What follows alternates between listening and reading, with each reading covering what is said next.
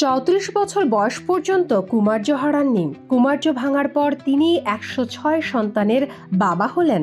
নাম অ্যাড হুবেন।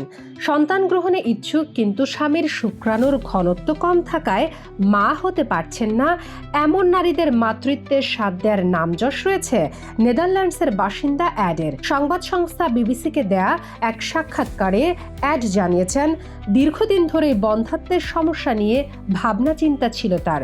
1999 সালে 29 বছর বয়সে প্রথমবার সিদ্ধান্ত নেন যারা সন্তান নিতে পারছেন না তাদের সাহায্য করবেন তিনি। যেমন ভাবা তেমন কাজ। একটি স্বাস্থ্য কেন্দ্রে শুক্রাণু দান করা শুরু করেন তিনি। তবে 2012 সালে বদল আসে এই প্রক্রিয়ার।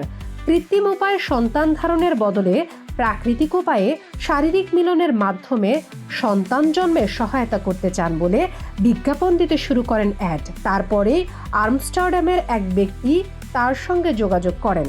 ওই ব্যক্তি ও তার স্ত্রীর সম্মতির ভিত্তিতে প্রথমবার সঙ্গমের মাধ্যমে সন্তানের জন্ম দেন অ্যাড। সেই শুরু। তারপর থেকে প্রাকৃতিক উপায়ে সন্তান জন্ম দেওয়ার ব্যাপারেই মন দিয়েছেন অ্যাড। খুলেছেন নিজের ওয়েবসাইটও। প্রতি বছর সেই সাইটে নিজের যৌন স্বাস্থ্য সংক্রান্ত মেডিকেল রিপোর্ট প্রকাশ করতেন তিনি।